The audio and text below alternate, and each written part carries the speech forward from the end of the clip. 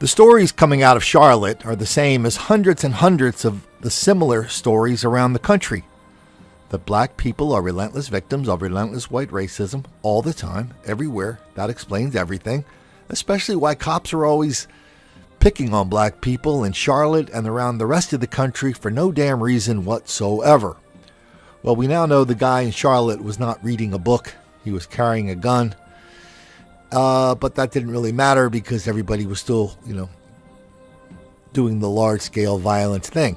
Okay, so we'll do some of that as the days go on, and we'll get the video but we'll get the denials too.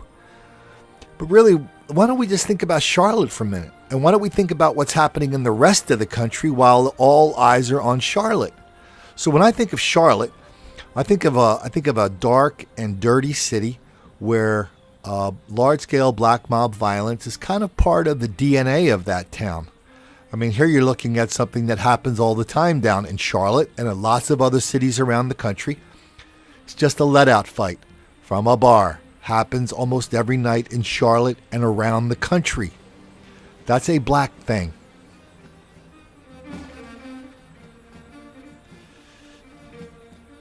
Every spring in Charlotte, they have what they call the CIAA basketball tournament. They bring 10 to 30,000 black people into Charlotte for a basketball tournament involving black schools, and the town turns into one big chocolate mess. Nobody wants to work the bars. People leave town. And I wrote about this in Don't Make the Black Kids Angry, but this one black woman, she wrote a very indignant column about why are all her white friends leaving town? Why? And she also got mad that all of her white friends would always ask her questions about why black people act the way they do. So she didn't like that either. Large-scale episodes of black mob violence in Charlotte there. And how about this one? Wherever the black criminality is the highest, that's where they have the most frequent episodes of Black Lives Matter protests. This Air Force corpsman didn't know anything about that. He and his buddies were just going to a basketball game in Charlotte. They get out walking around downtown Charlotte. All of a sudden, they're swallowed up in a crowd of Black Lives Matter protesters. They beat the hell out of him. They break his jaw. Put him in the hospital for quite some time. For what? For nothing. Why don't we take a quick look at the large-scale episodes of black mob violence in Charlotte schools? Here's just one. Cop was trying to break up a big fight. All of a sudden, he gets attacked by a kid with some brass knuckles. And slowed it down to show you. You can see Officer Flowers holding on to Davion's shirt. Police say the student tackled Officer Flowers. In this clip we received, you see them on the floor, Davion held down. The officer raises his hand, but it's not clear if contact with the student was ever made. Police say the student had brass knuckles. You can see them reaching for his hands.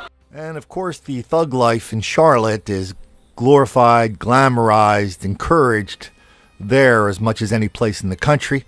Of course, you guys remember the story of Donkey Cartel. He was an innocent black kid who got shot down in a mall in Charlotte for no reason whatsoever. That's what we heard at first. He was a kid that was, really studious, putting his life together. Then that's the first beat. The second beat, we found out he was a thug, a rapper who glorified violence, who glorified anti-white hostility, and nobody was surprised. But the one thing a lot of you guys may remember the most, and I can't find the video on this. The video is actually down. It's the large-scale episode of black mob violence at a Charlotte black gay beauty contest. That was the one where the rather large black woman snatched a table out of the air. People were throwing these large tables at each other. Somebody threw one at her. She snatched it out of the air, turned around and threw it back. If you guys really want to see that, I can probably dig it up. But the one place that I thought it was, they actually cover it. You can hear the audio on it, but they actually cover up the video. I don't know why. So that's Charlotte. And so, if everybody in Charlotte is going to tell me that black people in Charlotte are relentless victims, I'm going to say, hey, that's just another part of the biggest lie of our generation, the biggest lie of our lifetimes, the hoax of black victimization. And black people in Charlotte are the problems. They are not the one exposing the problems. They are the problem. So why don't we and so that's Charlotte over the last year or two. But why don't we take a look at just things that happened in my news feed over the last 12 hours or so. And why don't we start in Cleveland? There's no video on this, but this might be the most important story of all. A couple of the fellas, they were involved in some criminal activity. They thought one of their friends was going to rat them out to the cops, so they went and killed her.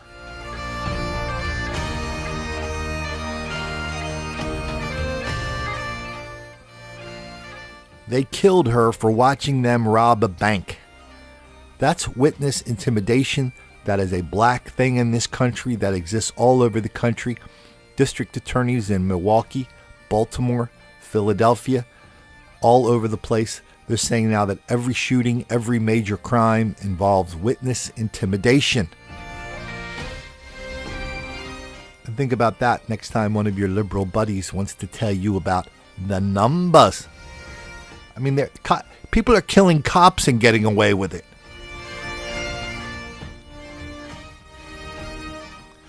And why don't we go just to some regular old run-of-the-mill black burglary, black home invasion that everybody else shrugs off, but to their credit, for some reason, this Dallas TV station thought they would take a good look at it, maybe because the video was so good. Pregnant wife feel terrorized by the man who broke into their East Dallas home while they were asleep this morning. Yeah, that break-in was actually captured on surveillance. It shows him scoping out the front of the house before running around back, where police say he opened a window and got inside.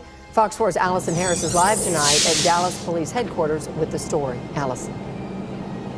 Yeah, they're first-time home buyers, and they're expecting their first child in about 2 months. They bought this house 1 month ago. Now they're hoping the police can catch the suspect that they say violated their new home. It's okay. It's okay. It's not going anywhere. I love you. But the sense of security Mook Chunlanami and Ketmeni Rasasak felt when they moved into their first home near Ferguson and Highland Roads is gone, at least for now. It's because of this man, captured on the doorbell camera at 5:42 Monday morning. He scopes out the home, then goes around back, where Dallas police say he jumped the fence, pried open the window, and climbed inside. The couple with a baby girl, Luna, due in November, heard a loud noise. My conscience tells me, hey, wake up, go. He grabbed the closest weapon, a hammer. Then they got an alarm alert on their phones. The front door was open. At 5:47, the camera captures the man again, running away with her purse and his wallet. I don't care if he stole something. It's just that the fear of my family's safety. He made off with IDs, credit cards, and hundreds of dollars in gift cards and cash from their baby shower. Chunlanami says the man also stole his military ID. He is an Air Force veteran who served in Iraq. I think that's what burdens me too, is that I know what this is going to do to him as far as like inside. It's okay, baby. Chunlanami did not want to own a gun after seeing the hurt they cause at war. After the break-in, he went out and bought one, and more surveillance cameras. The couple does not think the man who broke in was carrying a weapon, nor did the thief confront them. It's still scary. We're going to be prepared. That's all that we can do, and we're going to try to deter anything that's going to happen. Police sent an officer to the home soon after the break-in, and then they sent a detective to the house to dust for fingerprints. Police say they'll have the detective assigned to the case review that surveillance footage.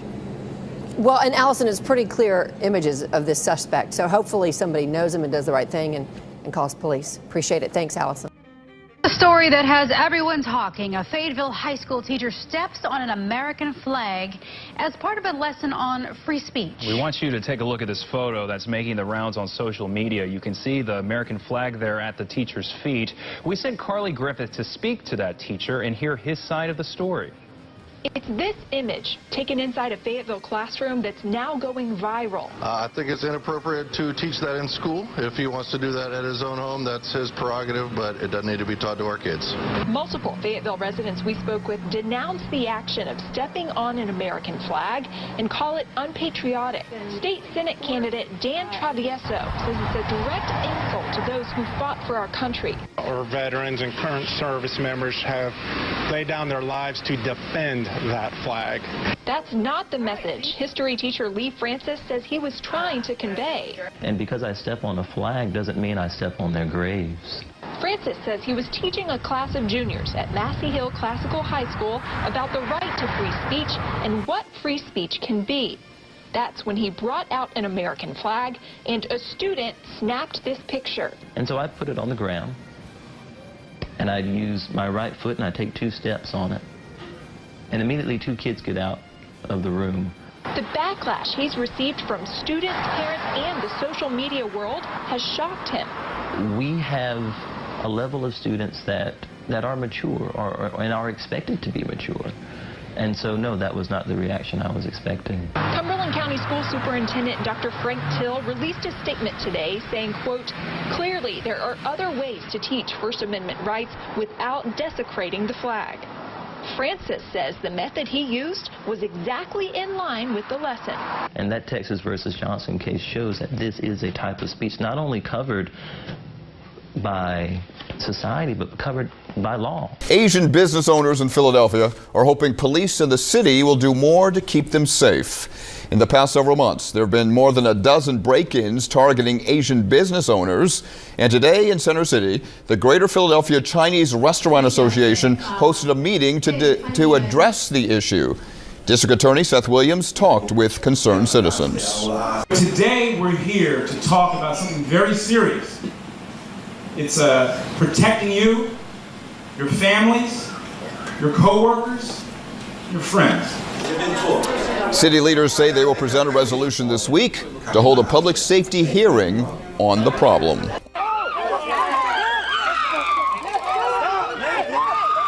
It was emotion and chaos at the intersection of Long Beach Boulevard and Victoria.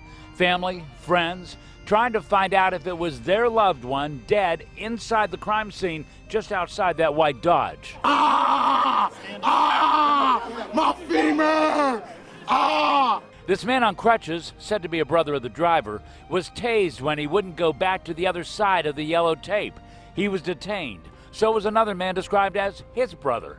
Authorities said the man inside the Dodge led police on a chase that started before sunrise. At about 5 o'clock this morning, members of an LAPD surveillance team were conducting a surveillance of some potentially known suspects that were involved in burglaries. They were in the city of Bellflower, where they observed suspects involved in a burglary at that time. A short time later, the chase was on. The vehicle sped off at very high rates of speed. Until they got to the intersection of Long Beach and Victoria, where the suspect hit an Expedition, a pole, and a hydrant. At that point in time, we believe the suspect, the driver of the vehicle, was ejected, landing out on the street in front of the vehicle. Deputies say they shot out the back window with stun bags to see if anyone else was inside that needed help. There was no one. The driver on the street was dead. Family members stood outside the yellow tape for hours, waiting for any information at all. They told me they didn't know if the man killed was, in fact, their brother, in some cases, cousin. If it was, they couldn't understand what happened to this man who they say has a 5-year-old son. After hours of wondering, investigators finally let a sister and uncle take a look and identify the body. The long walk and then the long walk back to tell the other family members and friends what they all feared. It was her brother and his nephew. Hey, in Philadelphia, a student comes in late to class, pulls out a cell phone. The teacher says, "Give me that phone." The student says, "No, I don't listen to white people." Next thing you know, the student is attacking the teacher. That's what we're seeing here. So watch this episode of Black Violence in Schools, Philadelphia. This is an ordinary, everyday thing. Happens every day. Sometimes, often, large, involves a lot more people. Then let's watch the news account of it.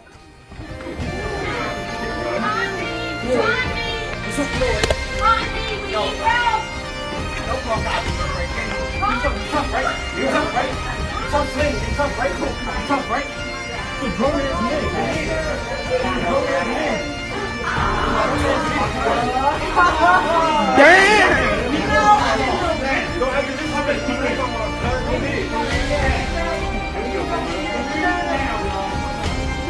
shit!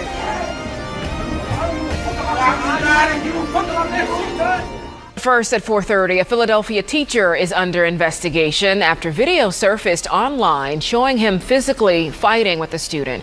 The two of them punch and kick each other, and at one point the student is put in a headlock. This all unfolded in the hallways of Lincoln High School. Action News reporter Chad Pradelli talked to a witness and joins us now live from the school district headquarters with the story. Chad. Yeah, Shari, the video is disturbing on so many levels, but a real key question in this case, did this teacher go too far, or was he simply defending himself? The video picks up in the hallway of Lincoln High School, an English teacher and a student squaring off and fighting as other students watch. According to a law enforcement source, the student was late to class. The student and the teacher argued. Then the student assaulted the teacher. He tried to call security from his classroom. The phone didn't work, so the teacher went to a neighboring classroom and then was confronted again in the hallway. Like he pushed him, so he pushed him back a little bit. Then the kid swung on him. The teacher suffered a wound that required stitches in the assault. Police say the student is now charged with assault, but his name has not been released since he is a juvenile. It was terrible. We showed Mary McCollum the video. Her grandson attends Lincoln High School. You don't fight your teacher. That's the way I look at it. When I came from the old school, we did not fight our teacher. We listened at the teacher and we did what we had to do. We did what we was told to do.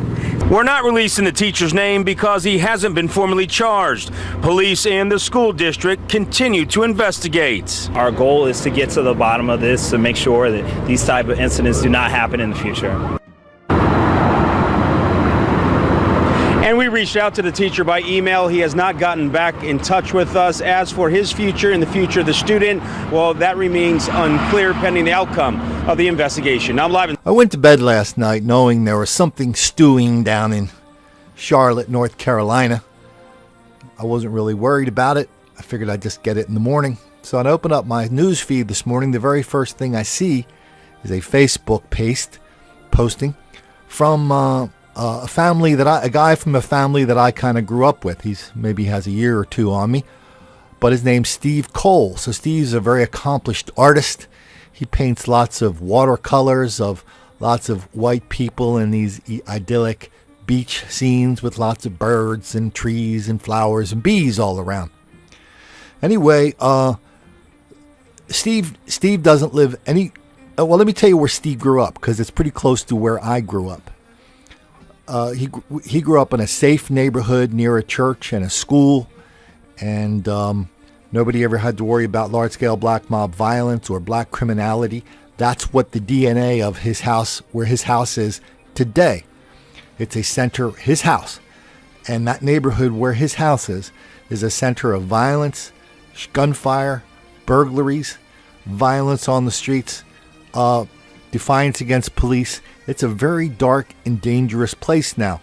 Steve moved out a long time ago. So has the rest of his family. So wherever Steve lives now, he may have forgotten what that's like, where the people in his neighborhood were not victimizing black people. They were victims of black people. But Steve, of course, but from wherever he's doing his watercolors, he's very indignant that he saw another black man shot this morning. How many of these posts does it take for you to quit with this baloney? How many more will it take to get you to stop booing at a quarterback that won't stand for a rah-rah patriotic song to fight racism? Blah, blah, keeps on going. So I think that's the most interesting, people like Steve are the most interesting part of these whole episodes of large-scale black mob violence. He knows better. He's seen it. His family has seen it. All of his family moved away, and there were a lot of kids. So none of the nieces or nephews moved back. There's nobody there. And, even Joe Biden doesn't come back into that neighborhood anymore. And Joe Biden took his sister to the senior prom. And so Steve and his family have had a chance to look and to see the enormous amount of damage that black criminality has done to white neighborhoods. Yet Steve, but from his distant easels, he looks back on it as some kind of, this whole black violence thing as some kind of, totally excusable, totally understandable. We got to get behind it because everybody knows it's the fault of one thing only, the racist police. Thankfully, Steve's not in a position anymore where he has to put this belief to the test, because wherever he is, I'm sure it's nice and safe, and where lots of people want to live. I just hope Steve never runs into this guy or any of his friends. Is there anything we should know? You just know that all white people are fucking devils. And make sure you air that one. Air that shit. Now. Don't take that. All white cops are fucking devils and white people. Y'all are fucking devils. So my old friend Stevie Cole and lots of other people like him around the country who are in denial, deceit, and delusion about this enormous level of black criminality, black mob violence, and black on white crime, they all want to know the same thing. When are we going to get these racist police to stop making the black kids angry?